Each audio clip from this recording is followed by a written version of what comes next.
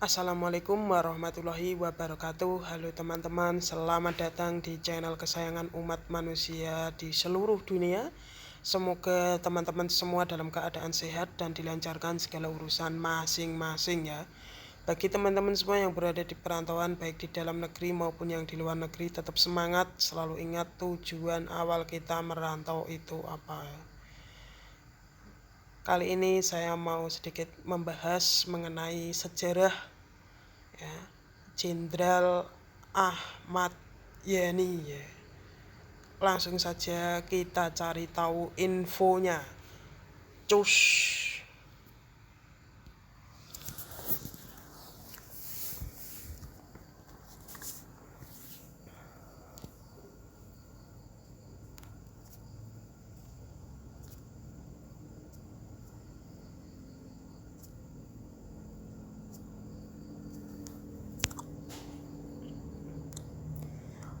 Jenderal TNI Anumerta Ahmad Yani, juga diejak Ahmad Yani, lahir di Purworejo, Jawa Tengah, 19 Juni 1922. Meninggal di Lubang Buaya, Jakarta, 1 Oktober 1965 pada umur 43 tahun.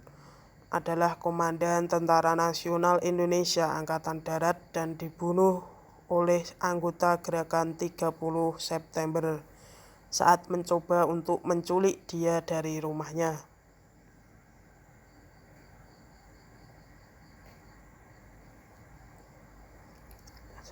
Selanjutnya teman-teman bisa lihat di layar handphone masing-masing ya. Tuh ada foto dari Jenderal Ahmad Yani ya. Panglima Angkatan Darat ke-6. Di situ ada keterangannya di bawahnya, masa jabatan 23 Juni 1962 sampai 1 Oktober 1965. Pada masa Presiden Soekarno, pendahulu Abdul Haris Nasution, pengganti Pranoto Rekso Samudro. Bawahnya lagi informasi pribadi, lahir 19 Juni 1922, Purworejo, Jawa Tengah, Hindia Belanda. Meninggal dunia 1 Oktober 1965, umur 43. Jakarta, Indonesia. Pasangan Yayu Rulia Sutowiryo Ahmad Yani. Anak 8 termasuk Amelia Ahmad Yani. Pekerjaan tentara, penghargaan sipil pahlawan revolusi. Dinas militer, ya itu bisa teman-teman baca, Kekaisaran Jepang pada tahun 1943 sampai 1945. Indonesia 1945 sampai 1965. Dinas Cabang TNI Angkatan Darat. Masa dinas 1943 sampai 1965. Pangkat Jenderal TNI Anumerta, Satuan Infanteri.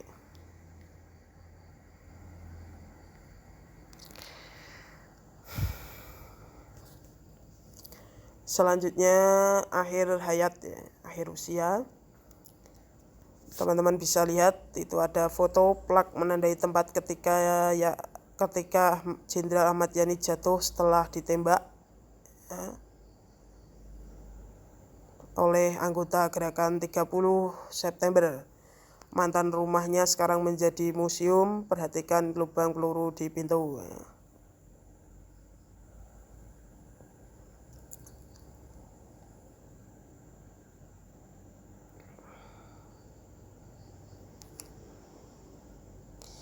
Sebagai presiden, Soekarno bergerak lebih dekat ke Partai Komunis Indonesia atau PKI di awal 60-an. Jenderal Ahmad Yani yang sangat anti-komunis menjadi sangat waspada terhadap PKI, terutama setelah partai ini menyatakan dukungannya terhadap pembentukan kekuatan kelima atau selain keempat angkatan bersenjata dan polisi. dan Soekarno mencoba untuk memaksakannya atau nasakom, nasionalisme agama komunisme. Doktrin di militer keduanya Ahmad Yani dan Nasution menunda-nunda ketika diperintahkan oleh Soekarno pada tanggal 31 Mei 1965 mempersiapkan rencana untuk mempersenjatai rakyat.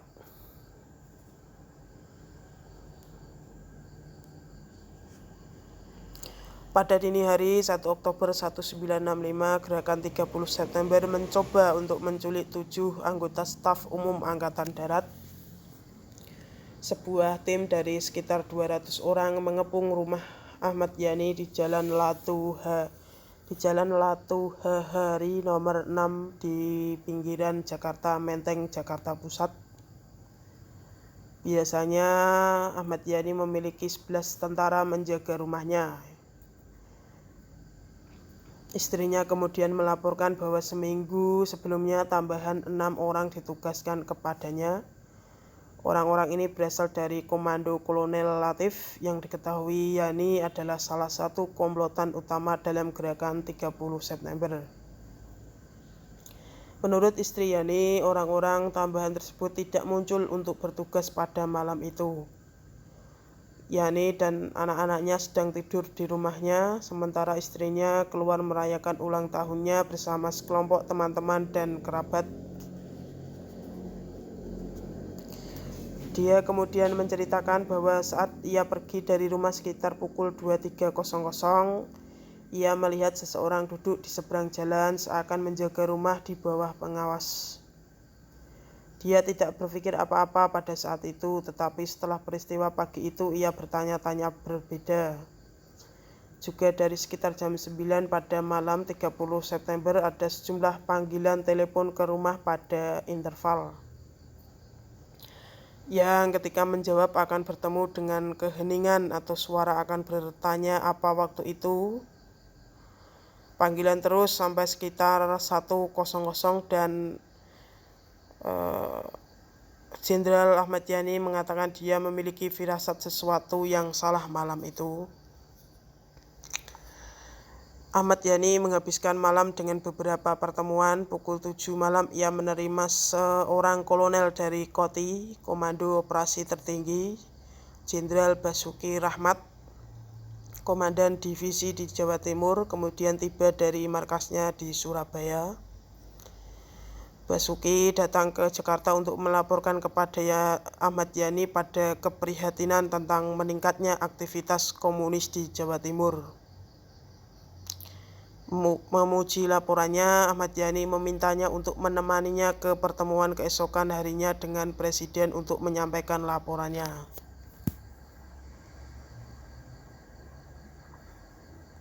Ketika para penculik datang ke rumah Ahmad Yani dan mengatakan kepadanya bahwa ia akan dibawa ke hadapan Presiden, ia meminta waktu untuk mandi dan berganti pakaian. Ketika penculik menolak, ia menjadi marah, menampar salah satu prajurit penculik dan mencoba untuk menutup pintu depan rumahnya. Salah satu penculik kemudian melepaskan tembakan, membunuhnya secara spontan. Tubuhnya dibawa ke lubang buaya di pinggiran Jakarta dan bersama-sama dengan orang-orang dari jenderal yang dibunuh lainnya disembunyikan di sebuah sumur bekas. Tubuh Ahmad Yani dan orang-orang korban lainnya diangkat pada tanggal 4 Oktober dan semua diberi pemakaman kenegaraan pada hari berikutnya. Sebelum dimakamkan di Taman Makam Pahlawan di Kalibata pada hari yang sama, Ahmad Yani dan rekan-rekannya resmi dinyatakan pahlawan dari revolusi dengan keputusan Presiden nomor 111 Koti-1965 dan pangkatnya dinaikkan secara anumerta dari Letnan Jenderal untuk bintang keempat Umum Indonesia atau Jenderal Anumerta.